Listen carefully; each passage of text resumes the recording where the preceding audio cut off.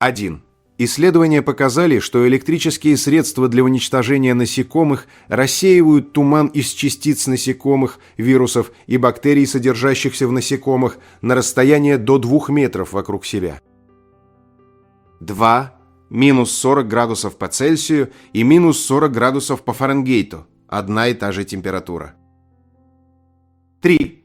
1 литр бензина – это 23,5 тонны останков древних растений и организмов.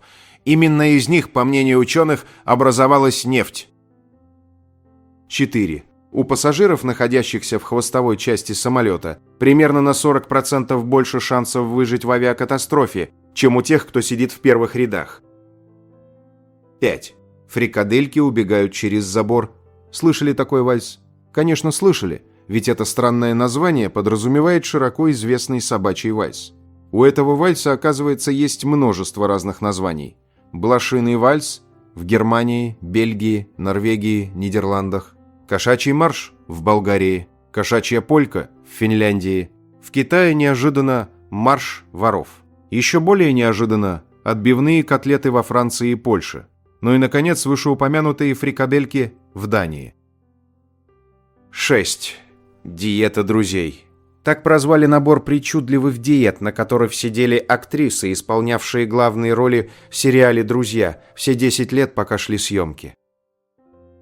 7. Около 20% австралийцев являются потомками осужденных. 8. Это фотография, сделанная сразу после того, как Эйнштейн показал язык. 9. Согласно теореме о причесывании ежа, если на Земле дует хоть какой-то ветер, то где-то всегда должен быть циклон или антициклон. 10. Дэн Куэйл стал известен своими нелепыми высказываниями. Во время пребывания на посту вице-президента США в период с 1989 по 1993 годы. Его заявления постоянно вызывали недоумение и насмешки в СМИ и общественности. Вот некоторые из его высказываний. «Я приветствую президента Буша, миссис Буш и моих коллег-астронавтов. Я принимал хорошие решения в прошлом. Я принимал хорошие решения в будущем. Будущее будет лучше завтра. Мы не хотим вернуться к завтрашнему дню. Мы хотим идти вперед». Приветствую вас на канале «Книги, истории, факты». В этом ролике я хочу рассказать 250 интересных фактов, которые знают все, кроме тебя. Прошу поставить большой палец вверх сейчас до просмотра, это очень важно для нас. Вы всегда сможете его убрать, если видео вам не понравится. Продолжим. 11. Земля технически до сих пор находится в ледниковом периоде. Геологи считают его продолжающимся, пока на планете существуют постоянные ледниковые щиты, а они до сих пор покрывают Антарктиду и Гренландию. 12. Кодекс Наполеона, законодательный акт Франции о гражданских правах начала XIX века, давал женщинам право на развод, свободу вероисповедания, запрещал привилегии по праву рождения и многое другое. Кодекс считается одним из важнейших документов, оказавших влияние на мир. 13. В 2010 году 4 магазина в деревне Уайт-Клей, штат Небраска, где постоянно жили всего около 10 человек, продали около 4 миллионов 900 тысяч банок хмельного, более 13 тысяч в день. Почти все покупатели приезжали из соседней индейской резервации Пайн-Ридж, где тогда действовал запрет на продажу данного товара. 14. После смерти папы Николая IV кардиналы почти 2 года не могли выбрать нового понтифика. Тогда монах-отшельник Пьетро де Морони отправил им резкое письмо, обвинив в затягивании выборов и предупредив о Божьей каре. Вместо того, чтобы проигнорировать упреки, кардиналы неожиданно избрали папой самого автора письма. По свидетельствам современников, Пьетро пытался уклониться от этой участи и скрывался в своей горной обители, но в итоге принял сан, став Целестином V. Очень скоро он понял, что не способен управлять церковью. Целестин V издал буллу, официально подтвердившую право папы добровольно отрекаться от престола, а спустя несколько дней первым воспользовался этим правом и ушел в отставку. До отречения Бенедикта XVI в 2013 году он оставался последним папой, добровольно сложившим полномочия. 15. Лунный камень, подаренный бывшему премьер-министру Нидерландов послом США и выставленный в Национальном музее Нидерландов, оказался куском окаменевшего дерева. 16. В 2019 году ноутбук, зараженный 6 видами вирусов, был продан на аукционе как произведение искусства под названием «Постоянство хаоса» за $1 300 000. 17. По одной из гипотез, современный образ лохнесского чудовища появился под влиянием фильма «Кинг-Конг» 1933 года. После выхода картины, где показано доисторическое существо с длинной шеей, почти сразу началась первая волна массовых сообщений о Несси. Прямых доказательств этой связи нет, но некоторые исследователи считают такое совпадение неслучайным. 18.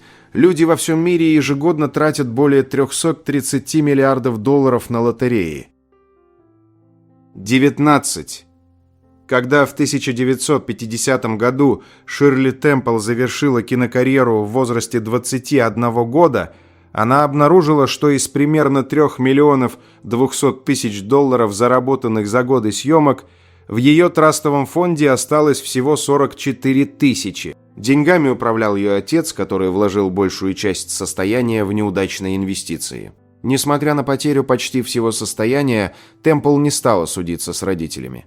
Позже она говорила, что не была расстроена, скорее потрясена произошедшим, и сумела построить новую успешную карьеру, став дипломатом США. 20. Стратегический бомбардировщик Ту-95 поступил на вооружение СССР в 1956 году, но впервые был применен в боевых условиях лишь в 2015 году. 21. Некоторые виды высокосоциальных муравьев способны передавать сородичам маршрут к пище без пахучих следов.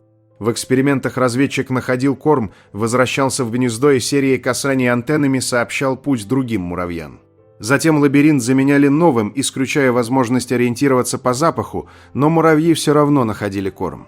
В другом опыте с множеством одинаковых ответвлений муравьи быстро находили корм, если он располагался рядом с часто используемыми опорными точками, например, 10-м или 20-м ответвлением.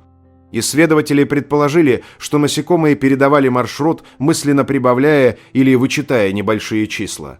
То есть использовали простейшие арифметические операции при обмене информацией. 22. Камбаловидную мышцу называют вторым сердцем, потому что при каждом шаге она помогает проталкивать венозную кровь из ног обратно к сердцу. Без этой естественной помпы крови было бы гораздо сложнее подниматься вверх, преодолевая силу тяжести. 23. В 1974 году в журнале прикладного анализа поведения была опубликована статья под заголовком «Неудавшееся самолечение тяжелого случая писательского ступора». В статье было 0 слов. 24. Аббревиатура КАПЧА расшифровывается как «Completely Automated Public Turing Test to Tell Computers and Humans Apart». Полностью автоматизированный публичный тест Тьюринга, позволяющий отличить компьютеры от людей. 25. В 2006 году НАСА признала, что оригинальные кассеты с записями первой высадки человека на Луну 20 июля 1969 года были размагничены для повторной записи. Сохранились только копии. 26. В 1965 году 19-летний валеец Брайан Робсон работал в Австралии, но не мог позволить себе билет домой. Тогда он забрался в деревянный ящик размером примерно 76 на 66 на 96 сантиметров и попросил друзей отправить его авиагрузом из Мельбурна в Лондон. Путешествие должно было занять 36 часов, но из-за изменения маршрута растянулось почти на 92 часа. Ящик оказался в США, а 22 часа Робсон провел вверх ногами. Его обнаружили в аэропорту Лос-Анджелеса обессиленным и доставили в больницу. Домой он все же вернулся, уже обычным пассажиром. 27. Западноафриканский принц Абдул-Рахман Ибрахим ибн Сори в 1788 был захвачен в плен и продан американскому рабовладельцу, который, узнав о его происхождении, дал ему прозвище «принц». Абдулла провел в рабстве 40 лет и скончался через несколько месяцев после освобождения. 28. Мешок, который Нил Армстронг использовал для сбора первых образцов лунного грунта во время миссии «Аполлон-11», по ошибке продали на аукционе всего за $995. НАСА пытались отсудить его, но суд признал мешок собственностью покупательницы, а в 2017 году тот же самый мешок ушел с аукциона Sotheby's уже за $1 800 000. 29. В 2013 году южноафриканский серфер Брэд Арчибальд во время морского перехода у берегов Индонезии из-за отравления потерял сознание и упал за борт. Очнувшись в воде, он увидел, что лодка уже ушла примерно на 15 метров вперед, и быстро понял, что догнать ее невозможно. Следующие 28 часов Арчибальд провел в открытом Индийском океане. За это время его ужалила медуза, на него пикировали чайки, а рядом проплыла акула. Несмотря на обезвоживание, солнечные ожоги и полное истощение, он сумел продержаться на воде, пока его не обнаружили участники поисковой операции. История Арчибальда считается одним из самых необычных подтвержденных случаев выживания человека, случайно оказавшегося за бортом в открытом море. 30. Военный патруль «Сириус». Единственное в мире действующее военное подразделение, которое регулярно патрулирует территорию на собачьих упряжках. Оно входит в состав вооруженных сил Дании и охраняет северо-восток Гренландии, где из-за суровых арктических условий собачьи упряжки до сих пор остаются самым надежным транспортом. Одновременно в патруле обычно служат 6 команд, каждая из которых состоит из 2 человек и 11-15 гренландских ездовых собак. Их зона ответственности охватывает около 16 тысяч километров береговой линии Северной и Северо-Восточной Гренландии, а многомесячные маршруты проходят через один из самых труднодоступных регионов планеты. 31. У самцов-носачей самый длинный нос среди приматов, до 17,5 см у пожилых самцов. 32. Если изолировать отдельные клетки сердечной мышцы и поместить их в чашку Петри, они продолжат самостоятельно сокращаться. Каждая клетка сначала бьется в собственном ритме, но при контакте с другими клетками постепенно синхронизируется с ними. 33. Этот жест мужчин на портретах XVIII и XIX века, заложивших руку под одежду, означает хорошее воспитание и благонравное поведение.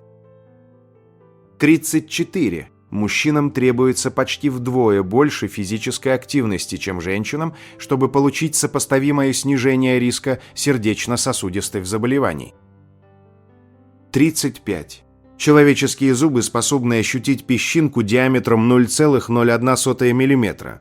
Чтобы понять, сколько это, представьте, что банку колы уменьшили до диаметра человеческого волоса. Буква «О» в ее названии будет иметь диаметр около 0,01 мм. 36. В 1831 году американский художник и будущий изобретатель телеграфа Сэмюэл Морзе, путешествуя по Неаполю, назвал местную пиццу разновидностью отвратительного пирога.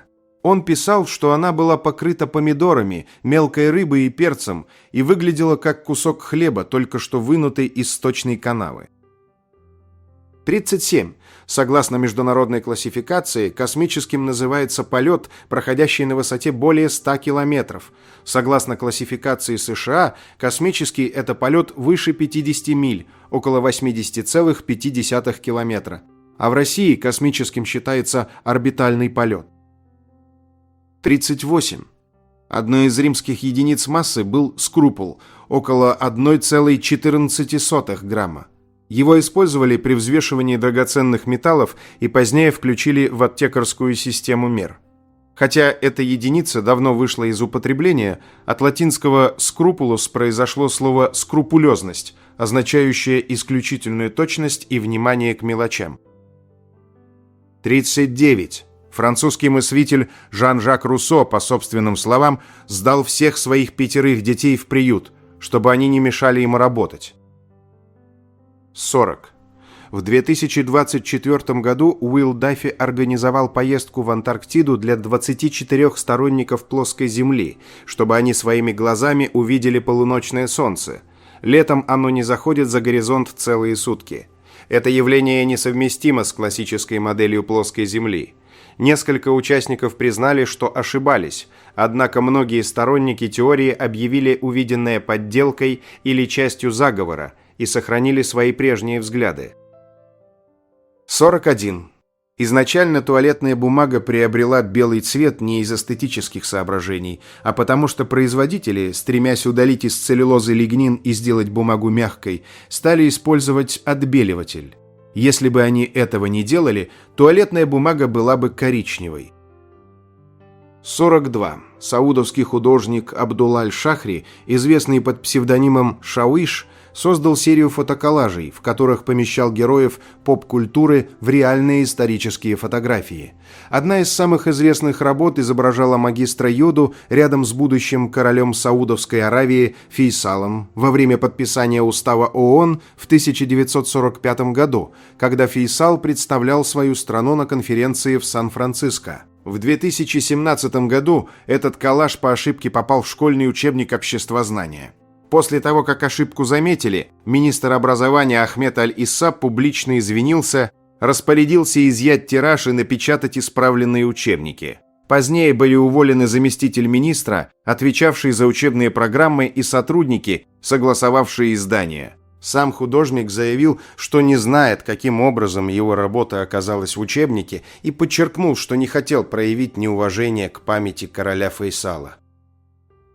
43. Одно из самых неудачных ядерных испытаний в истории. Программа Starfish начала приносить проблемы еще до успешного испытания. 20 июня 1962 года ракета с ядерной боеголовкой потеряла управление вскоре после старта, и ее пришлось уничтожить над Тихим океаном. Ядерного взрыва не произошло, однако обломки с радиоактивными материалами упали на атолл Джонстон, соседний остров Санд и в океан. Военным пришлось собирать зараженные фрагменты и проводить дезактивацию территории. Через 3 недели, 9 июля, США все же провели испытание Starfish Prime, взорвав термоядерный заряд мощностью 1,4 мегатонны на высоте около 400 километров. В небе вспыхнуло яркое полярное сияние, которое наблюдали даже жители островов, расположенных более чем в 3000 километров от места взрыва. Последствия оказались неожиданными. Электромагнитный импульс достиг Гавайев, находившихся примерно в 1450 километрах от эпицентра. Там погасли около 300 уличных фонарей, были зафиксированы сбои в работе телевизоров, радиоприемников, систем связи и другой электроники. Еще серьезнее оказался эффект в космосе. Взрыв создал искусственный радиационный пояс вокруг Земли, который в течение нескольких месяцев повреждал спутники. В результате были выведены из строя или серьезно пострадали как минимум 7 аппаратов, около трети всех спутников, находившихся тогда на орбите. 44. Какие именно голоса слышит человек, страдающий шизофренией, зависит от культуры. Так, например, американцы чаще слышат грубые и резкие голоса, а индийцы – позитивные и игривые. 45. В 11 лет у Лионеля Месси диагностировали дефицит гормона роста. Чтобы организм мог нормально развиваться, ему пришлось несколько лет ежедневно делать инъекции гормона роста. 46. В Афганистане число 39 многие считают проклятым из-за суеверия. Машины с таким номером продают с большой скидкой. Владельцы нередко подкрашивают цифры на номерах, а квартиры под номером 39 бывает трудно продать или сдать. Несмотря на попытки властей и религиозных деятелей развеять этот миф, суеверие до сих пор широко распространено. 47. Доктор Йеллоу – это специальные японские диагностические поезда, предназначенные для проверки состояния железнодорожных путей, контактной сети, систем сигнализации и другого оборудования. Благодаря установленной на борту аппаратуре они позволяют выявлять неисправности без остановки движения обычных поездов. Поскольку расписание доктор Йеллоу никогда не публиковалось, встретить такой ярко-желтый поезд удавалось лишь случайно. Из-за этой редкости в Японии появилась примета, что увидеть доктор Йеллоу к удаче. 48. Перекати поле стало символом Дикого Запада благодаря вестернам, хотя появилась в США только в 1870-х годах. Семена русского чертополоха случайно завезли из Евразии вместе с льном. Растение быстро распространилось и стало опасным сорняком. Один куст способен за сезон вытянуть из почвы около 170 литров воды, конкурируя с пшеницей. 49. Во время Второй мировой войны американский ас Луис Эдвард Кёрдес стал одним из всего 3 пилотов США, сумевших сбить самолеты Германии, Италии и Японии. Но в его боевом счете есть и еще более необычный эпизод. 10 февраля 1945 года Кёрдес заметил американский транспортный Си-47, который по ошибке заходил на посадку на японский аэродром на острове Батан, не путать с полуостровом Батан. Не сумев связаться с экипажем и предупредить его, он решил вывести самолет из строя, очередями из пулеметов повредил оба двигателя, заставив Си-47 приводниться недалеко от берега. Все находившиеся на борту выжили и позже были спасены. За это Кёрдес получил не награду именно за уничтожение американского самолета, а дополнительную награду за находчивость и действия, позволившие предотвратить захват экипажа и пассажиров японцами. Сам Си-47 не был засчитан ему как официальная воздушная победа. 50. В 2008 году Руанда запретила производство, продажу и использование пластиковых пакетов. Запрет строго соблюдается, а вместе с регулярными общегородскими уборками и развитием системы обращения с отходами он помог сделать столицу страны, Кигали, одним из самых чистых городов Африки. 51. Около 54% хирургических ампутаций связаны с заболеваниями сосудов, чаще всего осложнениями диабета и нарушением кровоснабжения конечностей. Травмы становятся причиной примерно 45% ампутаций, несмотря на то, что именно они чаще всего ассоциируются с этой операцией. 52. Домашний шелкопряд, бомбекс мори, настолько изменился за примерно 5000 лет одомашнивания, что больше не встречается в дикой природе. Он утратил способность летать и маскировочную окраску, а самцы настолько плохо находят самок по запаху, что сегодня этот вид полностью зависит от человека и самостоятельно существовать уже не может. 53. Барон Лайонел Уолтер Ротшильд ездил по Лондону в повозке, запряженной зебрами. 54. Имя львенка Симбы из мультфильма «Король лев» переводится с суахили как «лев». 55. Губы имеют красный цвет, потому что кожа на них очень тонкая, всего 3-5 слоев по сравнению с 16 слоями большей части кожи лица, и сквозь нее просвечивают кровеносные сосуды. 56. У утенка Дональда Дака есть сестра-близнец Делла Дак. Именно она является матерью Билли, Вилли и Дилли. Впервые о ней было упомянуто еще в 1937 году, но на экране Делла впервые появилась только в 2017. 57. Куриная лапа – известное прозвище Пацифика, но курица не имеет ни малейшего отношения к его форме. Знак разработал британский художник Джеральд Холтом в 1958 году специально для движения за ядерное разоружение, которое по-английски пишется как «Nuclear Disarmament». Холтома вдохновили начальные буквы этих слов «Н» и «Д», и он придумал использовать в знаке их семафорные обозначения. «Н», согласно семафорной азбуке, передается флагами, опущенными вниз и разведенными в стороны, а «Д» – один флаг вверх, другой вниз. Наложив линии этих знаков друг на друга, Холтом и получил всем известную форму «Пацифика». 58. Во Франции, чтобы избежать заимствования из английского языка, хэштег называют «mot Dieu», что буквально переводится как «слово диез». 59. В СССР компьютерные мыши в 1980-х годах называли манипулятор-колобок из-за вращающегося опорного шарика. 60. Роберт Аткинс, автор нашумевшей диеты Аткинса, в конце жизни весил 117 килограммов. 61. Конготарианство – это австралийский вариант вегетарианства, допускающий употребление единственного вида мяса – кенгурятины. 62. Каждый профессиональный борец сумо может сесть на шпагат. 63. Футболист Сергей Бадак перешел из самарского клуба «Крылья Советов» во Владикавказский «Спартак» в обмен на комплект футбольной формы. 64. Транзисторы – самое массовое техническое изделие в истории. На каждого человека на Земле приходится 10 миллиардов транзисторов. 65.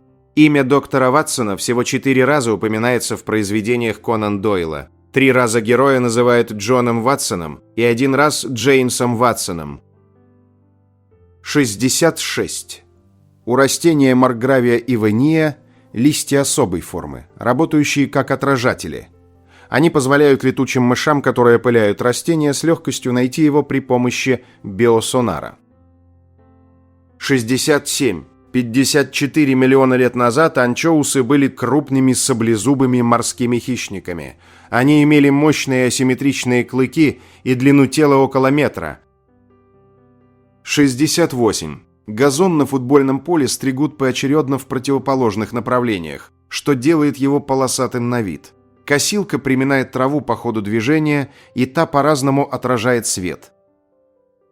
69. Наутилус помпилиус – это головоногий моллюск, живущий на планете уже как минимум 500 миллионов лет, то есть со времен Кембрийского периода.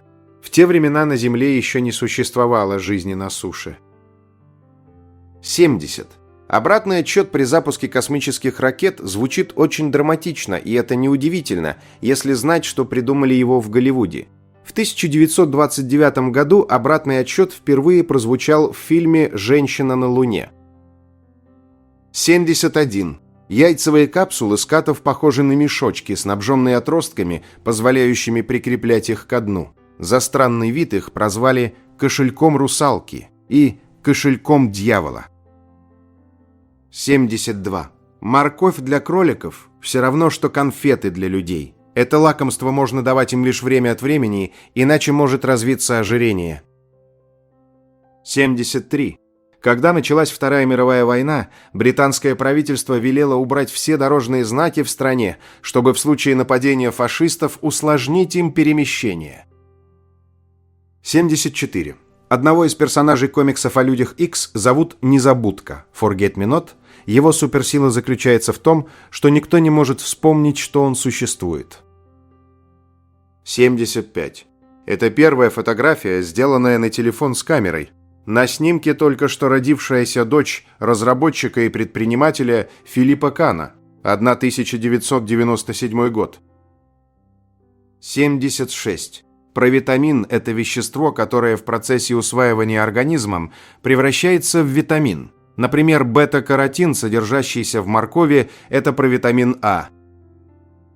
77. Фотография 34-й кадр, найденная на месте гибели группы Дятлова, дала повод любителям НЛО предположить, что дятловцев убили инопланетяне. 78. Агата Кристи во всех анкетах в разделе «Вид деятельности» указывала «замужняя женщина». 79. Самым древним известным нам фитнес-залом считаются Геркулесовые пещеры на Пелопоннесском полуострове. В них были обнаружены примитивные каменные тренажеры возрастом примерно 3000 лет. 80. Блюдо, придуманное Леонардо да Винчи и названное в его честь Леонардо, представляло собой тонко нарезанное тушеное мясо с выложенными поверх овощами и пользовалось большим успехом на придворных пирах. 81. Постоянная практика в каком-либо деле сама по себе не гарантирует роста мастерства. Например, доказано, что с годами люди водят машину все хуже и хуже, несмотря на то, что делают это ежедневно. 82. Криштиану Роналду – это не имя и фамилия футболиста, а его первое и второе имя. 83. Пухлый бугорок на ладони у основания большого пальца называется тенар. 84. Истории известен всего один пират, закопавший свои сокровища. Миф о том, что это было обычной практикой, распространился благодаря роману «Остров сокровищ» Стивенсона. 85. Кустарниковая собака – самая необычная представительница семейства псовых. У нее на лапах есть перепонки, а сама она похожа на выдру. 86. В Торонто трансформаторные будки маскируют под настоящие дома. В городе около 90 таких фальшивых домов, внешне неотличимых от настоящих. 87. Острота перца чили зависит не от цвета, а от размера. Чем меньше перчик, тем он острее. 88. Мягкий сыр Филадельфия изобрели в Нью-Йорке в 1880-х годах. Его назвали в честь Филадельфии, потому что в те времена штат славился качеством своей молочной продукции. 89. Во время солнечного затмения можно увидеть бриллиантовое кольцо, эффект, который появляется прямо перед тем, как солнечный диск полностью скроется за лунным, или наоборот, сразу после того, как он покажется. 90. По мнению большинства ученых, нефть образуется из останков живых организмов, залегающих на глубине нескольких километров и подвергшихся долгому 50-350 миллионов лет воздействию умеренно высоких давлений и температур.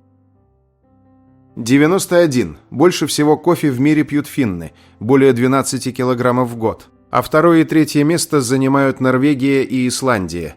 Видимо, причина в том, что в холодных странах очень любят горячие и бодрящие напитки. 92.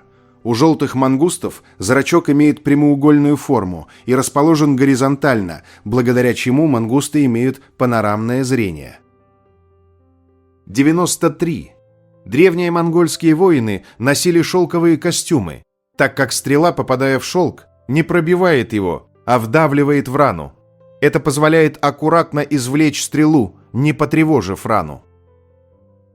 94. Слово «богема» французского происхождения и означает «цыганщина» и подразумевает цыганский образ жизни, нищета, много плохо одетых детишек и разруха в доме. 95. В Китае действует закон о правах пожилых людей, который обязывает всех, у кого есть родители старше 60 лет, регулярно их посещать. 96. Слово «фара» происходит от названия одного из 7 чудес света – маяка, в античные времена располагавшегося на египетском острове Фарос. 97. Леонардо да Винчи виртуозно играл на лире и одно время среди современников был известен как музыкант, а вовсе не как инженер, изобретатель или тем более художник. 98. Если в ежа попадает воздух, например, из-за деятельности бактерий, он может лопнуть. При необходимости ветеринары осторожно извлекают воздух из ежей при помощи шприцев. 99. В наших легких есть вкусовые рецепторы, клетки, распознающие вкус пищи. 100. В 2003 году группа британских археологов на раскопках в городе Седжфорд, Великобритания, нашла 39 старинных кельтских золотых монет, спрятанных в коровьей кости. Первый век нашей эры. 101. По-венгерски имя Александр звучит как Шандор. 102. Американский армрестлер Джефф Дейп родился с огромными руками. Обхват его предплечья 49 сантиметров. Он носит обручальное кольцо 38 размера. 103. В первой половине 20 века книга «Алиса в стране чудес» была запрещена в Китае. Правительство считало, что идея говорящих животных – оскорбление для людей. 104. В оригинальном японском фильме «Годзилла» нападение динозавра-монстра на Токио является метафорой США и аллегорией ядерного оружия в целом. 105. В Дубае регулярно идет искусственный дождь, который запускается при помощи беспилотников. О таком дожде власти объявляют заранее.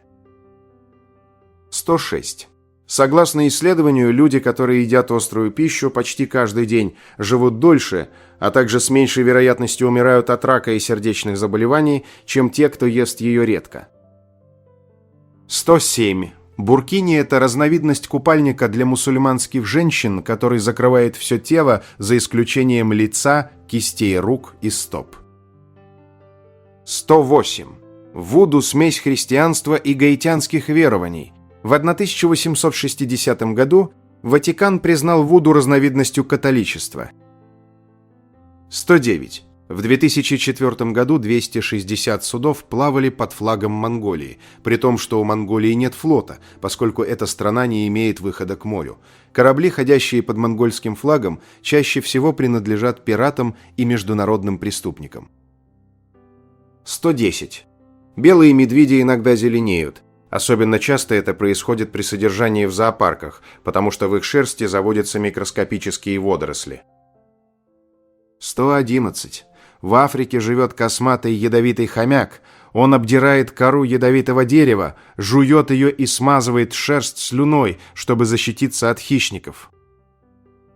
112. Логика мышления в духе «если я не могу этого сделать, то и вы не сможете» в психологии называется менталитет краба. Потому что если краб пытается сбежать из ведра, другие крабы скидывают его обратно. 113. Запах псины – это запах кожного сала, которое выделяют железы, расположенные у основания волосков шерсти. Это сало защищает собачью шерсть от намокания и помогает поддерживать постоянную температуру тела. 114. В XVIII веке британец Филипп Аслей вычислил, что оптимальный размер цирковой арены – 13 метров в диаметре. Это позволяет лошади, бегущей по кругу, сохранять постоянный угол наклона. С тех пор диаметр арены не менялся.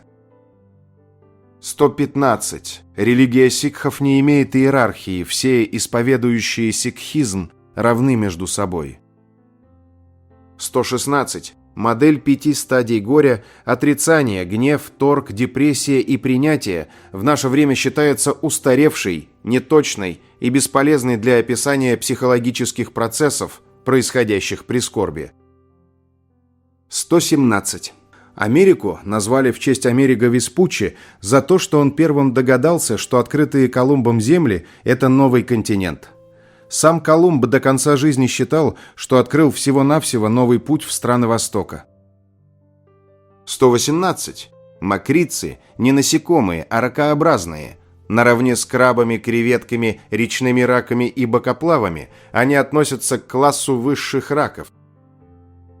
119. Слово «пельмени» заимствовано из языка коми, где оно звучит как «пельнянь», в переводе «хлебное ухо». 120. В иранской пустыне Дештелут настолько жарко, что даже бактерии не могут там жить. Молоко, которое исследователи хранили при температуре поверхности около плюс 70 градусов Цельсия, оставалось стерильным и не прокисало. 121. Шотландия потратила 100 тысяч фунтов стерлингов на разработку туристического слогана для страны. Результат работы маркетологов представили в 2007 году. Им стал слоган «Welcome to Scotland» – «Добро пожаловать в Шотландию». 122. Гайка, крепящая главный винт к вертолету, называется «гайкой Иисуса». Если гайка не выдержит, помочь экипажу сможет разве что Иисус. 123. В шахбоксе, спорте, где игроки в нечетные раунды играют в шахматы, а в четные в бокс, победа может быть достигнута нокаутом, матом, сдачей противника или техническим поражением. 124. Делая отжимания, человек поднимает от 69 до 75% собственного веса. Например, при массе 70 кг нагрузка составит около 50 кг. 125. Замбия – единственная страна, изменившая свое название и флаг между церемониями открытия и закрытия Олимпийских игр. Она начала соревнования как британская колония, а завершила их уже как независимое государство.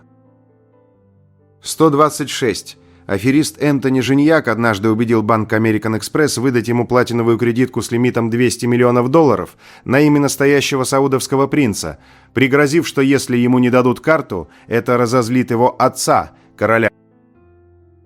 127.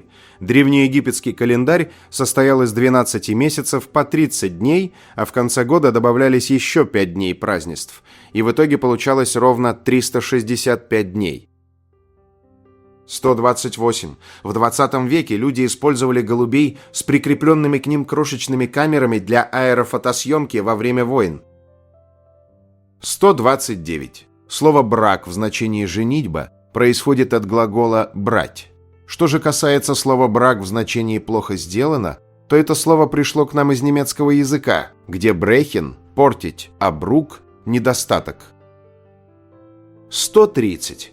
Кофеин содержится во всех популярных в мире лимонадах – Coca-Cola и Pepsi-Cola, Mountain Dew, Dr. Pepper и других, в том числе в версиях напитков без сахара. Однако этот кофеин синтетический. Его производят на фармацевтических заводах Китая.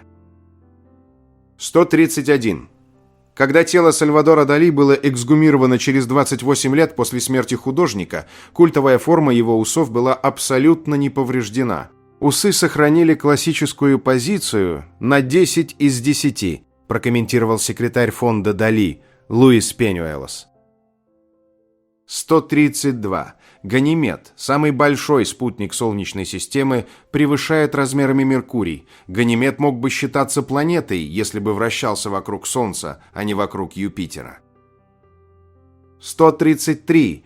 Исследования показывают, что перенос начала занятий в школе на 10 утра вдвое снижает заболеваемость учащихся и повышает успеваемость. 134. Румынский язык позволяет строить предложения из одних гласных. Например, «Юу-яу-уае» означает «я беру овцу». 135. В разгаре Второй мировой войны компания Ford Motor производила по тяжелому бомбардировщику Б-24 каждые 63 минуты. 136. В Швейцарии почти вся вода питьевая. В некоторых местах можно без опасения пить воду прямо из озера. 137.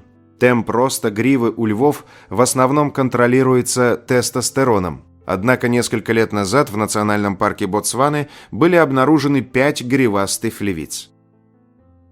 138. Самое длинное слово в английском языке насчитывает 189 819 букв и представляет собой полное название белка титина. 139. На изображении печать на дверях гробницы Тутанхамона. 1922 год. Гробница оставалась нетронутой на протяжении 3245 лет. 140. Леонардо да Винчи судили за содомию в возрасте 24 лет. Его и еще 3 молодых людей арестовали из-за анонимного доноса, который в ходе суда признали ложным, и подсудимых отпустили. 141. На острове Недоступном обитают тристанские пастушки, самые маленькие в мире нелетающие птички. Они весят всего 30 граммов, а длина их тела 15-20 сантиметров. 142. Колбаса пепперони происходит не из Италии. Эту остро-пряную разновидность солями изобрели в США. Пепперони – стручковый перец, который добавляют в эту колбасу. 143. Готовясь к роли Фредди Меркьюри в фильме «Богемская рапсодия», Рами Малик посмотрел на YouTube знаменитое живое выступление Queen на фестивале Live Aid более 1500 раз. 144. Создательница куклы Барби назвала своих кукол Барби и Кена в честь своих детей Барбара и Кеннета, поэтому Барби приходится Кену сестрой, а не подружкой. 145. Исследование показало, что женщины обычно паркуются лучше мужчин, но тратят на парковку больше времени. 146. Человек всегда живет в прошлом, отставая от реальности примерно на 80 миллисекунд. Столько времени нашему мозгу требуется на восприятие и обработку информации. 147. Нидерланды занимают 2-е место по экспорту продуктов питания, уступая лидерство лишь США, стране, размеры которой превышают Нидерланды в 270 раз.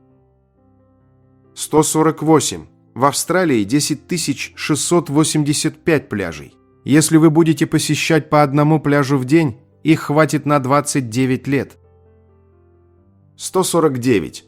Женщины значительно лучше работают и соображают на жаре, а мужчины, наоборот, более продуктивны при температуре ниже 20 градусов.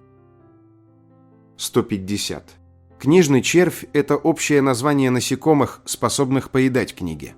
Чаще всего бумагу и переплеты прогрызают личинки различных видов. включая жуков, моль и тараканов. Некоторые из них внешне напоминают червяков, из чего, вероятно, и произошло название.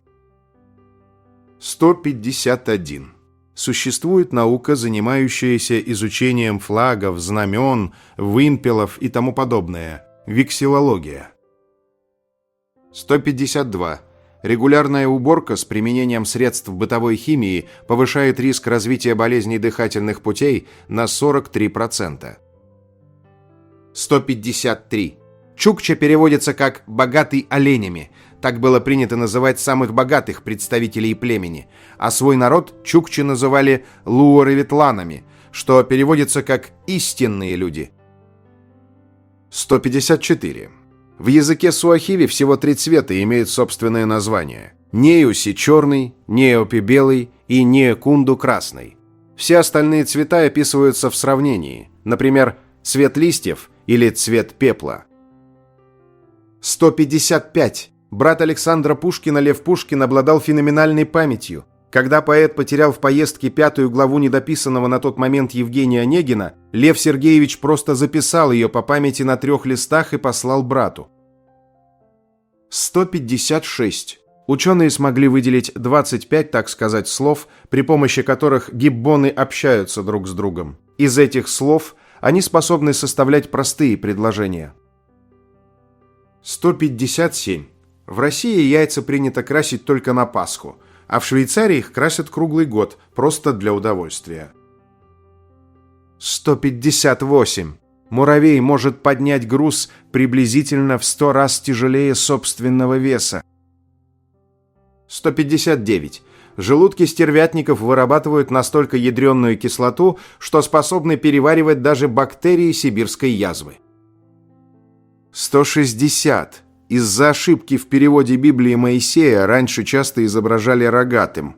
На самом деле его лоб должен быть осенен лучами. 161. Единственное животное, которому позволено находиться в мечети, это кошка. Согласно легенде, пророк Мухаммед любил свою кошку, и она нередко спала у него на коленях во время проповедей. 162.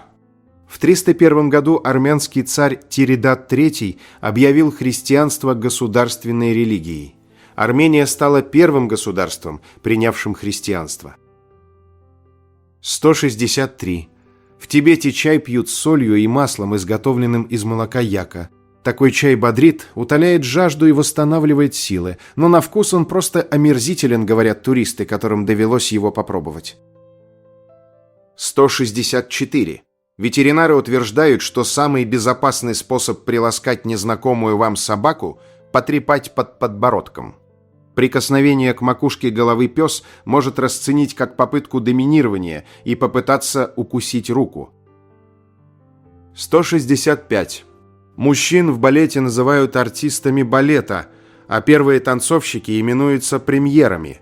Слово «балерун» относится к разговорной лексике и употребляется в быту в шутливом контексте. 166. Фамилия исландца начинается с имени отца, редко с имени матери, а в конце ставится «сон» – сын, или «дотыр» – дочь. Если дети в семье разного пола, фамилии у них будут разные. 167. Слова «подстричься» и «постричься» – синонимы. Но глагол «постричься» имеет второе значение – стать монахом, принять постриг. 168. Первые месяцы жизни детеныши кал едят материнские экскременты. 169. В общественных бассейнах содержится в среднем 75 литров мочи. 170. Если вы не смыли за собой в общественном туалете в Сингапуре, вас оштрафуют на $150 в эквиваленте. 171. Круглые столики в кофейнях Starbucks психологически комфортнее для одиноких посетителей, потому что не имеют пустых мест. 172. Чтобы выпить всю кровь человека, понадобится 1 100 000 комаров, сосущих кровь одновременно. 173. На перекрестках с круговым движением происходит на 90% меньше аварий с летальным исходом, чем на обычных. 174. Точное происхождение названий 6 из Соединенных Штатов Америки – Аризона, Гавайи, Айдахо, Мэн, Орегон и Род-Айленд – неизвестно. 175. Рацион более половины жителей Земли на 80% состоит из риса.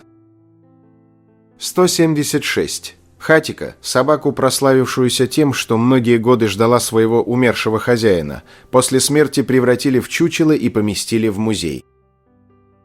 177.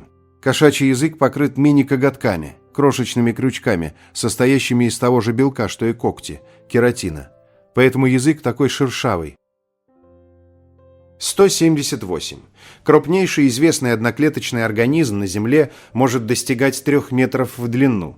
Это водоросль вида Caulerpa taxifolia.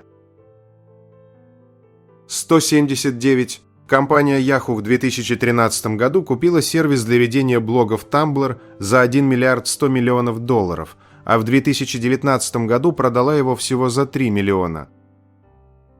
180. Абеби Бикила, первый африканец, завоевавший золотую олимпийскую медаль, всю дистанцию марафона, 42 километра, пробежал босиком, при этом поставив олимпийский рекорд. 181. Первое известное использование сокращения OMG «О май год», «О боже мой» встречается в письме лорда Фишера Уинстону Черчиллю в 1917 году. 182. Парфюмеры советуют наносить аромат сразу после душа на чистую кожу, так он будет держаться весь день. 183. Американская камера К-24 производства Eastman Kodak Company была самой большой ручной фотокамерой, когда-либо применявшейся на практике. 184. Масляная краска высыхает не из-за испарения воды или других растворителей, а потому что кислород, содержащийся в атмосфере, образует поперечные связи между молекулами масла, что приводит к его полимеризации и превращению в твердое вещество. 185. Термитов можно применять в качестве источника энергии, так как они могут производить до 2 литров водорода, съев всего 1 лист бумаги. 186. Огурцы относятся к семейству тыквенных, и когда они созревают, то приобретают, как и тыква, желтый цвет. Однако такие плоды горчат, поэтому мы всегда едим огурцы неспелыми. 187. Каждый год из знаменитого фонтана Треви, Рим, Италия, вылавливают больше $1 миллиона евро. Монетки, которые по традиции бросают туда туристы. Эти деньги идут на финансирование супермаркета для бедных. 188. Первый президент Зимбабве носил фамилию Банана. В период его правления в стране действовал закон, запрещающий шутки по поводу фамилии главы государства. 189. Муравьи почти всеядные и нападают на любую добычу, с которой могут совладать. Не брезгуют они и мертвыми насекомыми. 190. Большинство эфиопов православные. 191. В 2004 году стая дельфинов спасла 4 пловцов от нападения большой белой акулы. Они оградили людей плотным кольцом и удерживали его около 40 минут, пока акула не потеряла интерес и не уплыла. 192. С 2006 по 2015 годы мексиканское правительство захватило 599 летательных аппаратов, 586 самолетов и 13 вертолетов, принадлежавших картелю Синалоа. Это больше самолетов, чем у крупнейшей авиакомпании Мексики. 193. Слово «сепия» происходит от древнегреческого названия «каракатиц» – «сепия». Чернила каракатиц имеют красивый коричневый тон, высоко ценимый художниками. 194. За последние 40 лет Земля потеряла более половины своей дикой природы. 195. Лондон далеко не такой дождливый город, как о нем говорят. Наоборот, он считается одним из самых сухих городов Европы, а осадков в нем выпадает вдвое меньше, чем, например, в Милане и Риме. 196. Ураган, циклон и тайфун – это одно и то же природное явление, разница только в местоположении. 197. Ротовые органы всех современных насекомых двигаются только горизонтально, а не вертикально, как челюсти животных. 198. Слух – самое быстрое из человеческих чувств. Вы способны определить звук менее чем за 0,05 секунды. 199. Мотыльки вовсе не любят свет, просто им требуется ориентир для полета. Держа Луну под постоянным углом, они могут лететь по прямой линии. К сожалению, искусственный свет сбивает мотыльков с толку и приводит к гибели. 200. Киты не пьют воду, они получают ее из пищи в ходе метаболизма. 201. Сыр, выдержанный под хип-хоп музыку, имеет более сильный аромат и необычный вкус по сравнению с сырами, выдержанными под другие жанры. 202. Замбия пыталась опередить Советский Союз и Соединенные Штаты в освоении космоса, отправив так называемых афронавтов на Марс для обращения марсиан в христианство. 203. После смерти Ленина в Советском Союзе появилась мода на итальянские имена. Луиджи – Ленин умер, идеи живы, и Лунио – Ленин умер, но идеи остались. 204. Настоящее имя человека, известного под псевдонимом, называется автоним. 205. Самый старый мост в Париже называется Пон-Нёв – Новый мост. 206. Тараканы появились на нашей планете за несколько сотен миллионов лет до динозавров. 207. По достижении возраста 35 лет человеческий мозг начинает уменьшаться и к 90 годам теряет около 14% своего объема. 208. Растение картофель в целом ядовито, в пищу годятся лишь его клубни, которые мы и едим.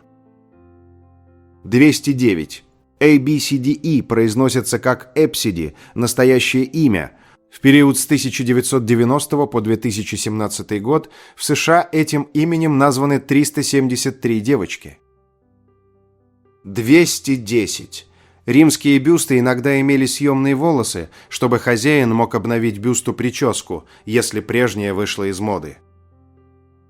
211. У детей сладкий вкус снижает чувство боли, причем важен не сахар, а именно сладость, то есть и сахарный заменитель сработает так же.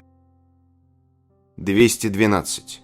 Аэропорт Гисборн в Новой Зеландии пересекают железнодорожные пути. Если понаблюдать за этим местом, можно увидеть, как проходит поезд, а потом на то же место приземляется самолет. 213. Бабочки не мочатся и не испражняются, а вот гусеницы делают это постоянно. Когда много гусениц находятся в одном месте, шум их дефекации можно услышать невооруженным ухом.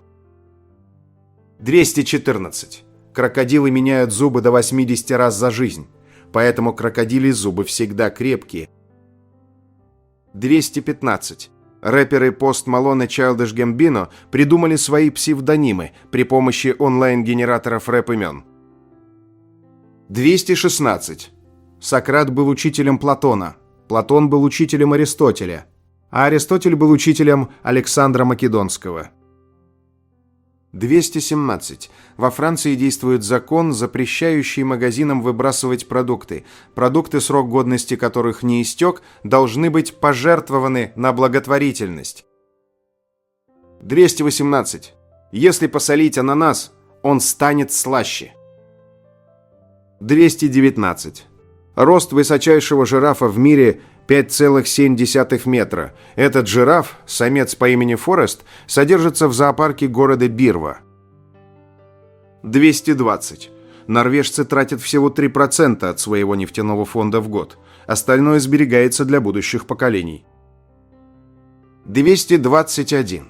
В Великобритании множество людей по-прежнему смотрят черно-белые телевизоры. Они делают это для экономии. В стране существует налог на телевидение, и размер налога на цветное телевидение втрое больше, чем на черно-белое. 222. В Африке и Америке существуют так называемые воинственные муравьи, которые убивают все, что попадается на их пути, и от них спасаются бегством даже львы. 223.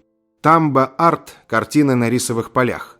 Тамба-арт – вид искусства, зародившийся в Японии, где фермеры сажают рис различных видов и цветов, создавая невероятные картины на рисовых полях. В 1993 году жители японского села Инакадате префектуры Аомори с целью привлечения туристов придумали художественное оформление обычных рисовых полей. Каждый год перед посадкой риса они выбирают художественный образ и воплощают его на поле, используя сорта риса разных цветов. Помимо традиционных японских сюжетов, на полях реализуются и знакомые всему миру образы. В 2003 году была изображена Монна Лиза, в 2009 – Наполеон, в 2013 – Мэрилин Монро. Посмотреть на эти произведения, существующие только несколько месяцев, приезжают много туристов. Так, в 2006 году эти места посетило более 200 тысяч человек. 224. Стажер ветеринарной клиники спас собаку за 1 минуту до усыпления. Олли заболела загадочным недугом. У нее внезапно наступил полный паралич. Она не могла ни ходить, ни стоять, ни есть, ни самостоятельно опорожнить мочевой пузырь. Хозяева Олли не хотели избавляться от питомца. Они принесли собаку к ветеринару, чтобы тот помог установить трубку для отвода мочи. Ветеринар был очень удивлен загадочным случаем болезни Коли. Он решил, что такие симптомы может вызывать только рак спинного мозга, и единственным гуманным выходом в данной ситуации может стать усыпление. В день, на который было назначено усыпление, в клинике работал стажер. Перед тем, как сделать смертельную инъекцию, парень не поленился еще раз осмотреть собаку и заметил то, что укрылось от взгляда его профессионального коллеги, крошечного клеща за ухом бедняжки. Известно, что клещи в очень редких случаях вызывают паралич у животных, так как у некоторых видов клещей очень высокое содержание нейротоксина в слюне. Через 12 часов после того, как клеща сняли, собака была полностью здорова. И это настоящее чудо. 225. В Эрмитаже родились сразу 6 будущих хранителей музея. В знаменитой кошачьей семье Эрмитажа произошло пополнение. Кошка по кличке Графиня родила сразу 6 котят. Среди малышей есть рыжие, полосатые и черный котенок, а сотрудники музея сообщают, что все чувствуют себя прекрасно. Эрмитажные коты уже почти 300 лет охраняют музей от грызунов. Их история началась еще при Петре I, а сегодня эти пушистые сотрудники считаются одной из самых известных достопримечательностей музея. 226. В Польше растет дерево, внутри которого спрятан настоящий домик. Недалеко от польского города Гливице, в гигантском канадском тополе по имени Текла, оборудована настоящая миниатюрная комната со стулом и небольшим окном. Внутри одновременно могут находиться всего 2 человека, поэтому домик больше напоминает волшебное убежище для хоббитов. Особенно это место любят дети, а рядом с необычным деревом расположен восстановленный средневековый замок, где проходят фестивали и исторические праздники. 227. Теннисистка, которая первой вышла на корт в кружевах и бриллиантах. Сегодня модные коллекции для спортсменов никого не удивляют, но еще в середине прошлого века это казалось невозможным.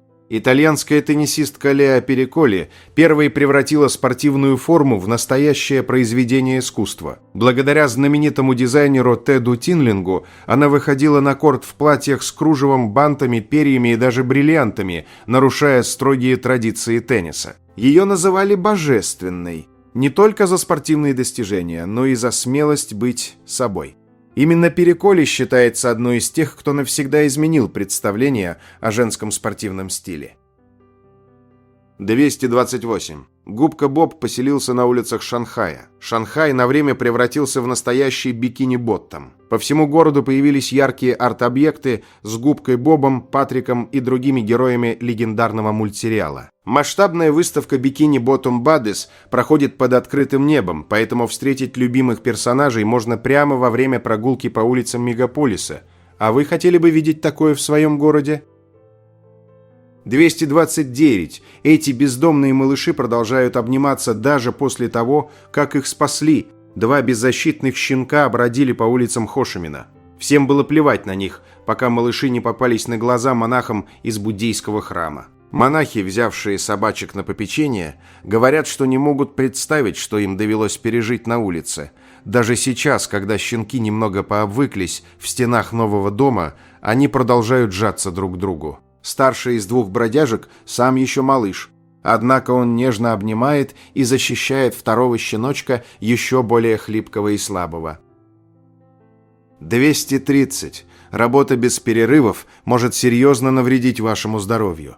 Новое исследование показало, что если сидеть за ноутбуком более 30 минут подряд, это может привести к различным проблемам. Ученые анализировали данные 90 тысяч человек на протяжении 10 лет и пришли к тревожному выводу. Недостаток физической активности повышает риск смерти от онкологических заболеваний. Но не все так плохо. Чтобы защитить себя, достаточно делать небольшие перерывы. Прогулка, короткая разминка каждые полчаса помогут избежать неприятностей. 231. Почему Москва – порт 5 морей? Москва не имеет ни одного моря в черте города. Водоемы столицы ограничиваются лишь несколькими реками и прудами, которые в основном не подходят для купания. Тем не менее, это название связано с тем, что Москва соединяет 5 российских морей. Идея порта 5 морей принадлежит Иосифу Сталину. Он произнес эту фразу во время открытия Московского канала, который открыл новые возможности для водного транспорта. С завершением строительства канал стал связующим звеном между столицей и Белым, Балтийским, Черным, Азовским и Каспийским морями. Хотя название звучит эффектно, оно не совсем точное. Казань или Волгоград также могли бы претендовать на этот титул, так как они тоже связаны с морями сетью каналов. Однако благодаря Сталину именно Москве выпала эта честь. Московский канал считается воплощением мечты Петра I. Он обеспечил столице выход к большим водам. Но стоит отметить, что этот канал не единственный элемент водной системы. Интересно, что Беломорско-Балтийский и Волго-Донской каналы остаются в тени. 232. Чем занимается ваш кот, пока вы спите? Если у вас есть усатый друг, и вы выпускаете его периодически погулять и думаете, что он лениво прогуливается вдоль дома, то вы глубоко ошибаетесь. Проект администрации региона Центрального плато в Австралии встроил GPS-трекер в ошейники более 10 кошек. Специалисты отслеживали перемещение домашних питомцев по ночам. Результаты, которые занесли на карту местности, очень удивили хозяев кошек. Один из участников исследования рассказал: «Я думал, что Сэмми просто гуляет где-то неподалеку, максимум забредает в соседний сад». Как же был удивлен хозяин Сэмми, когда узнал, что его упитанный котик прогуливается намного дальше. 233. Ромашки от дочки для чемпиона.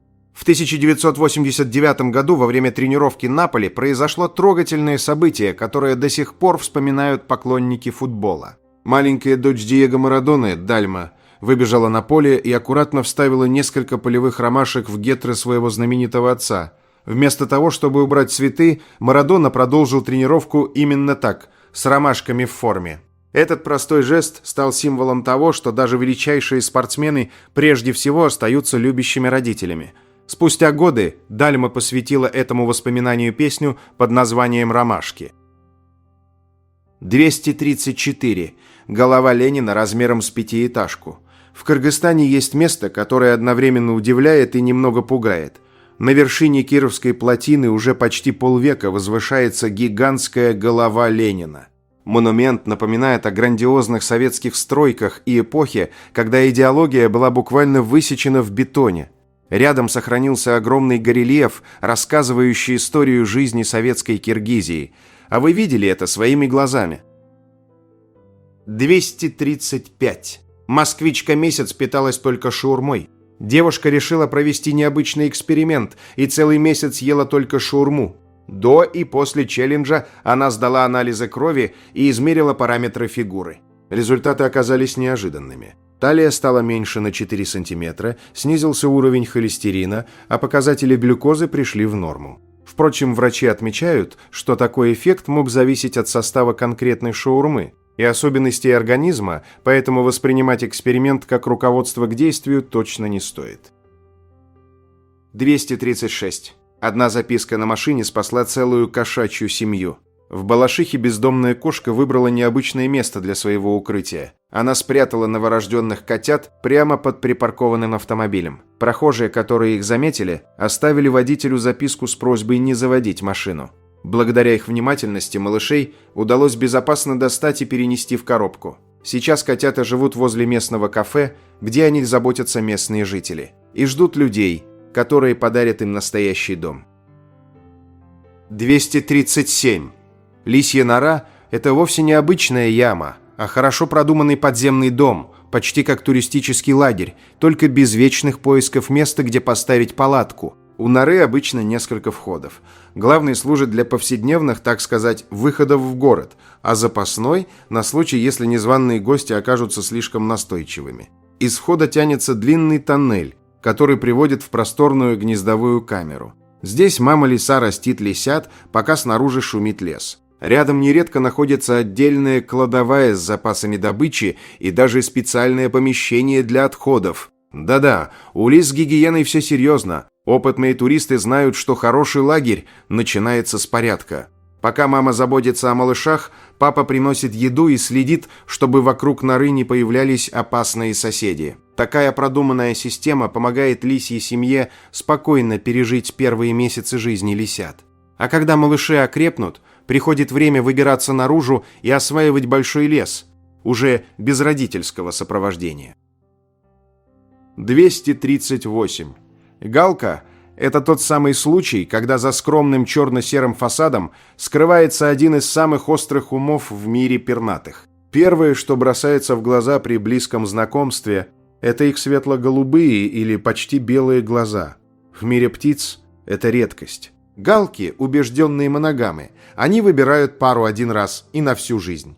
Самец кормит самку не только в период гнездования, но и просто так, в знак привязанности. Развод – это исключение. Пары распадаются крайне редко, обычно только в случае смерти одного из партнеров. Если скромная галка, так сказать, выходит замуж за высокорангового самца, она мгновенно приобретает его статус в стае, и другие птицы начинают проявлять к ней уважение. Галки обладают способностью распознавать лица людей. Если вы однажды подкормили галку или, наоборот, обидели ее, она вас запомнит. Более того, она может рассказать об этом своим сородичам, используя специальные сигналы, и в следующий раз на вас будет неодобрительно смотреть уже вся стая. У галок потрясающая демократия. Когда стае пора решать, куда лететь на ночевку или кормежку, они устраивают своего рода голосование. Птицы начинают громко кричать, и когда шум достигает определенного порога интенсивности, вся стая одновременно взлетает. Если криков мало, решение не принято, и птицы продолжают сидеть. Галки – одни из немногих животных, кроме приматов, которые понимают указательный жест человека. Если вы покажете рукой на спрятанную еду, галка, скорее всего, поймет, что вы имеете в виду. 239. Нарвал – вид зубатых китов, обитающий в Арктике. Он является единственным представителем рода Монодон и одним из двух ныне живущих представителей семейства нарваловых – Монодонтадаи. Нарвал – коренастое морское млекопитающее с относительно тупой мордой, крупным лбом дыней и невысоким гребнем вместо спинного плавника. 240. Голландский производитель велосипедов начал их доставку в коробках с изображением телевизора. Голландская дизайн-студия Van Moof долго думала над тем, каким образом снизить процент поврежденных при доставке велосипедов, в итоге поступив довольно неожиданным образом. Велосипеды компании имеют цену до $2500. Они включают светодиодную подсветку, систему отслеживания на случай угона, электромоторы и прочие нововведения. Кто-то в компании обратил внимание на то, что упаковка, в которой отгружаются велосипеды, соответствует по габаритам упаковкам больших современных телевизоров. Очевидно, что сотрудники службы доставки должны более аккуратно обращаться с телевизором, чем с велосипедом. Было решено наносить изображение телевизора на коробки, в которых отгружаются велосипеды. В итоге процент повреждений велосипедов при доставке снизился на 70-80%. 241. Грузинская княжна Мэри Шервашидзе. Однажды сам Николай II пожурил ее за опоздание словами: «Грешно, княжна, быть такой красивой». В юности княжна Мэри блистала при императорском дворе в Петербурге. Ее красота была настолько ошеломляющей, что даже строгий царский протокол как-то раз дал трещину, но судьба, как водится, сыграла с ней злую шутку. Революция перевернула ее мир с ног на голову. В результате Мэри с мужем оказались в Париже, без привычных дворцов, но с неизменным шармом и грацией.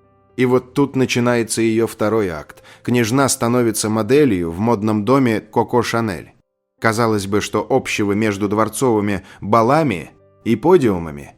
Но Мэри смогла превратить даже это в аристократию. Говорят, именно она первой вышла на подиум с жемчужным ожерельем, которое позже стало символом Шанель. Париж был в восторге, фотографы выстраивались в очередь, а публика ломилась на показы. Но сама Мэри относилась к этому с каким-то спокойным безразличием. Для нее это была просто работа, и уж точно не та жизнь, к которой она привыкла. После ухода из модного мира ее жизнь стала еще более тихой, но от этого не менее благородной. Даже в доме престарелых, где она провела последние годы, княжна оставалась верна своему стилю и достоинству. Представьте, ей 76 лет, а она все еще поражает своей красотой и современностью. Как сказала одна из ее знакомых, «Я ожидала увидеть пожилую женщину, а встретила красавицу, которая могла бы стать звездой любого светского вечера». Княжна Мэри прожила почти век, 98 лет, полных восхищенных взглядов, любви и верности. И до последнего дня она не утратила той самой грации, которая делала ее уникальной. А знаете, что самое удивительное? Она никогда не делала из своей красоты культ. Просто жила с гордо поднятой головой, как будто говорила всем: «Да, я такая». И что? 242. Эти фотографии – потрясающее доказательство того, что домашние коты на самом деле являются крошечными пушистыми суперкарами. Глядя на этого рыжего гонщика, трудно поверить, что перед нами обычный питомец, а не уменьшенная копия гепарда. Когда кот разгоняется, его тело превращается в живую пружину. На снимках отчетливо видно несколько фаз этого невероятного процесса. Взгляните, как кот прижимает уши и вытягивает лапы. В моменты максимальной скорости все 4 лапы отрываются от земли. Это состояние называется фазой свободного полета. Позвоночник кошки работает как лук, он сжимается, аккумулируя энергию, а затем резко распрямляется, буквально выстреливая тело вперед. Обратите внимание на пушистый хвост. На такой скорости он служит настоящим рулем и балансиром, помогая удерживать равновесие в воздухе. Обычный домашний кот может развивать скорость до 45-50 км в час. Чтобы вы понимали масштаб, это быстрее, чем самый быстрый человек в мире – Усейн Болт. Его рекорд около 44,7 км в час. Коты разгоняются до своей максимальной скорости всего за пару секунд. Это ускорение, которому позавидуют многие спортивные автомобили. 243. У какапа есть одна очень необычная особенность. Они пахнут. Не как обычные птицы, а по-особенному. Их аромат сравнивают с запахом леса после дождя, мха, меда и цветочных нот. Ученые шутят, что если закрыть глаза, то рядом с какапа будто оказываешься в сердце новозеландского леса. Но есть и обратная сторона. Такой заметный запах делает их более уязвимыми для хищников. В отличие от других птиц, которые стараются не выдавать себя, какапа невозможно не заметить носом. И все же именно эта особенность делает их такими уникальными. Даже аромат у них, как часть истории вида. 244. Зачем птицы купаются в муравьях? Многие внимательные наблюдатели за дикой природой иногда замечают совершенно дикую, очень странную картину. Какая-нибудь лесная сойка или крупная ворона намеренно садится прямо на вершину огромного муравейника, распускает свои перья и позволяет тысячам злых агрессивных насекомых ползать по своему телу. Иногда птицы даже берут муравьев в клюв и методично втирают их в собственные крылья.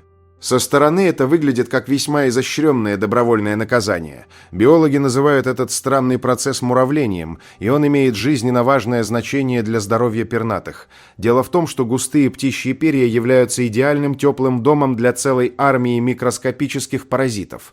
Разнообразные клещи, пухоеды и кровососущие блохи размножаются там с катастрофической скоростью, доставляя носителю невыносимые физические мучения. Птица просто не может достать клювом до всех зараженных участков своего тела, поэтому ей приходится обращаться за помощью к лесным санитарам. Скорее всего, вы подумали, что голодные насекомые просто кусают паразитов и механически очищают птичьи перья. Но реальный биологический механизм работает гораздо сложнее и интереснее. Защищая свой родной муравейник от огромного пернатого нарушителя, разъяренные муравьи начинают массово выстреливать в воздух едкой муравьиной кислотой. Это мощное химическое соединение работает как невероятно эффективный природный инсектицид. Кислота быстро и безжалостно убивает скрытых клещей, очищает чувствительную кожу от грибковых инфекций и отлично успокаивает постоянный сильный зуд. Птицы используют агрессивных насекомых как бесплатный химический душ в лучшем природном спа-салоне. Получив нужную дозу лекарства, хитрая ворона просто отряхивается от ошарашенных муравьев и улетает по своим важным делам абсолютно чистой и невероятно довольной. Удивительно, как слепая эволюция додумалась объединить двух совершенно разных существ в такой идеальный медицинский симбиоз. 245. Капибара Хедрочариус хедрохаерес. Самый крупный грызун в мире, обитающий почти по всей Южной Америке, за исключением Чили. Обычно ее можно встретить возле рек, озер, болот и других водно-болотных угодий. Этот вид не является редким и имеет природоохранный статус, вызывающий наименьшие опасения. Однако точная численность дикой популяции во всем мире неизвестна и официально не опубликована. Капибары выживают благодаря жизни в социальных группах, питаясь травами и водными растениями, прекрасно плавая и спасаясь от хищников в воде. Их глаза, уши и ноздри расположены высоко на голове, что позволяет им следить за опасностью, оставаясь при этом частично погруженными в воду. 246. В 1705 году ирландка Марджори Маккол умерла от лихорадки и была похоронена как можно скорее, чтобы предотвратить распространение болезни. Женщину положили в гроб с дорогим кольцом, которое муж не смог снять с ее руки из-за отека. Это сделало могилу притягательной для воров, обирающих похороненных. В тот же вечер, когда земля была еще рыхлой, злоумышленники разрыли могилу и вынули гроб. Не сумев снять кольцо, они решили отрезать палец. Как только из надреза показалась кровь, Марджори очнулась от комы, в которую впала днем, села в гробу и закричала. Судьба воров осталась неизвестна. Одни легенды гласят, что они упали замертво, другие, что сбежали, не оглядываясь. Марджори удалось выбраться из гроба, и женщина отправилась домой. Джон Маккол, ее муж, был дома с детьми, когда услышал стук в дверь. Мужчина сказал детям: «Если бы ваша мама еще была жива, поклялся бы, что это ее стук». Отперев дверь, он увидел за ней Марджори в погребальной одежде, со стекающей по руке кровью, и упал замертво. Его похоронили в гробу, который освободила жена. Марджори прожила еще много лет, вновь вышла замуж и родила детей. Когда она, наконец, умерла, была похоронена на том же кладбище Шенкилл, Лурган, Ирландия. Ее надгробие сохранилось. На камне написано: «Жила однажды, похоронена дважды». 247. Олимпийские игры в Токио, 1964 год. Алексей Вахонин, выходя на помост, бросил уже праздновавшим победу венграм фразу «Хрен вы шахтеров знаете» и поднял штангу. А когда судьи зафиксировали вес, он, крикнув «Хопа!», поднял левую ногу. Фотография с этим трюком обошла весь мир. 248. Христос бездны, бронзовая статуя Иисуса, установленная под водой у побережья Ки-Ларго во Флориде. Скульптура высотой около 2,6 метра находится на глубине 7,6 метра у рифа Ки-Ларго Драй Рокс с 1965 года. Это одна из отливок знаменитого Христа бездны, созданного итальянским скульптором Гвидо Галетти в 1954 году. Статую установили как мемориал в память о людях, погибших в море. Со временем бронза покрылась кораллами и морскими организмами, будто сама природа постепенно приняла ее в свою подводную тишину. 249. Это кротолярия. Ее цветы выглядят так, будто на тонких стеблях замерли крошечные колибри, вытянутые клювы, маленькие крылья и тот самый наклон, словно птица готова сорваться в полет в любую секунду. Природа иногда настолько точно повторяет знакомые образы, что глазам хочется не доверять. Кажется, еще миг, и эти цветы действительно взмахнут крыльями. 250. Кажется, у птенцов-альбатросов в первые месяцы жизни действительно существует всего два состояния: неподвижно сидеть в гнезде и стремительно превращаться в огромный пушистый шар. Птенцы крупнейших видов альбатросов проводят в гнезде до 8-9 месяцев. Это один из самых длинных периодов взросления среди птиц. Все это время родители преодолевают тысячи километров над океаном, принося им пищу – кальмаров, рыбу и криль. Благодаря такому рациону птенцы нередко становятся тяжелее собственных родителей еще до первого полета. Почти все детство они проводят на одном месте, накапливая жировые запасы и развивая мощные грудные мышцы, необходимые для будущих океанских перелетов. Но затем происходит удивительная трансформация. Однажды этот неуклюжий пуховый комок впервые расправляет крылья и превращается в одного из величайших воздушных странников планеты. Взрослые альбатросы способны неделями не касаться суши, используя воздушные потоки над океаном и преодолевая десятки тысяч километров практически без усилий. Некоторые виды за жизнь пролетают расстояние, сопоставимое с путешествием до Луны и обратно. На этом я бы хотел закончить это видео с 250 интересными фактами, которые знали все, кроме тебя. Ну и уже по традиции, для всех досмотревших этот ролик до конца предлагаю узнать бонусный факт. Дерево, питающееся металлом из земли. В 2013 году ботаники на острове Новая Каледония в Тихом океане срезали ветку с дерева Pyxnandra acuminata и обалдели. Сок был ярко-синего цвета, металлически синего, как антифриз или чернила. Взяли пробу на анализ. Результат – 25% состава сока – чистый никель, четверть. Дерево буквально качает жидкий металл по стволу вместо обычных питательных веществ. Концентрация никеля в 100 раз выше, чем в любом известном растении. Один ствол содержит больше металла, чем вся почва вокруг него. Так оно не умирает, ведь никель токсичен для живых клеток. Металл связывается с белками, нарушает работу ферментов, блокирует фотосинтез. Растения эволюционировали миллионы лет, чтобы не пропускать тяжелые металлы в ткани. А это дерево их накачивает в себя специально. Оказывается, Pyxnandra acuminata – гипераккумулятор. Это растение не просто терпит никель, оно его собирает. Корни вытягивают металл из почвы, которая там, кстати, насыщена никелем из-за особой геологии.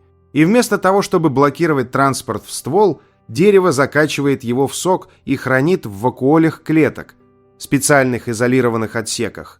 Там никель связан с органическими кислотами в безопасной форме. Но зачем? Зачем эволюция создала дерево-пылесос для токсичного металла? Есть две основные теории. Первая – защита от травоядных. Кора и листья этого дерева содержат столько никеля, что жевать их, как лизать батарейку. Ни одно насекомое, ни одно млекопитающее не хочет связываться. Даже грибки-паразиты не растут на дереве с такой концентрацией металла. Это химическая броня. Вторая теория более тонкая – аллелопатия. Когда Pyxnandra сбрасывает листья, они разлагаются и добавляют никель в почву прямо под кроной, создавая зону отчуждения для чужаков. Другие растения пытаются расти рядом и получают токсичную дозу металла, потому что в этой почве его слишком много для них. Да и дерево уже откачало, так сказать, съедобную часть из почвы вокруг себя, делая ее беднее для конкурентов. Но вот что восхищает. Дерево превратило яд в инструмент. В почве, где другие растения умирают от отравления, оно процветает.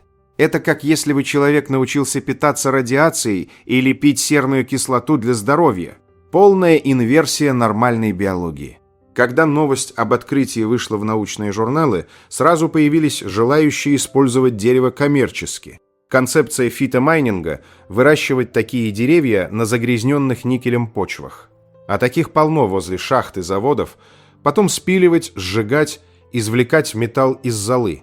Получается так называемая зеленая добыча. Одно дерево дает до 300 килограммов чистого никеля за 20 лет роста. В 2018-м стартовали пилотные проекты в Албании и Малайзии. Высаживают плантации гипераккумуляторов на отравленных землях. Двойная выгода – очищение почвы и добыча металла. Правда, рентабельность пока сомнительная. Деревья растут медленно, выход металла небольшой по сравнению с традиционной добычей. Но технология развивается.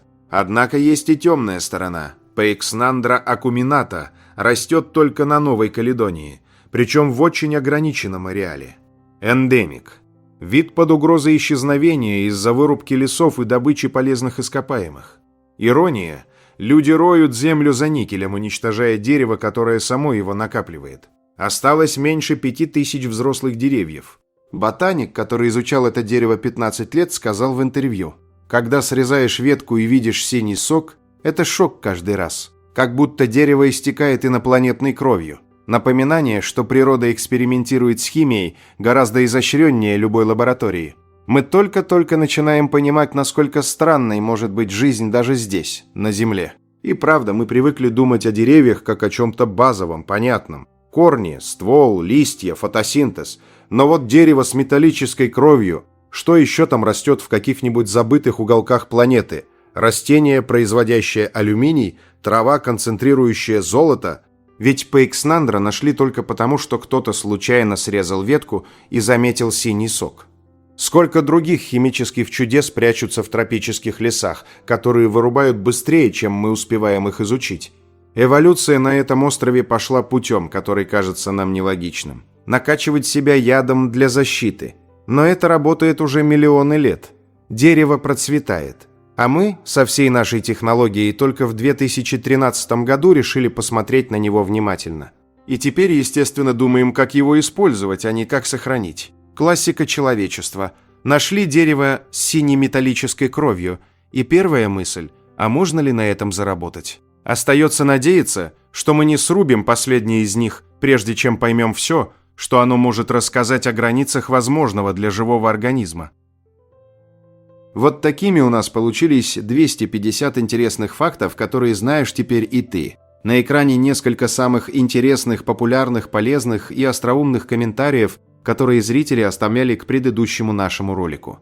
Оставляйте свои комментарии, чтобы попасть в следующий ролик. Надеемся, вам понравился материал, который мы собрали для вас. Оставляйте комментарии, ставьте лайки, делитесь своим мнением о ролике, предлагайте темы, которые вы хотели бы услышать в новых видео. Все это очень важно для нас и позволяет продолжать радовать вас новыми, надеемся, еще более интересными видео.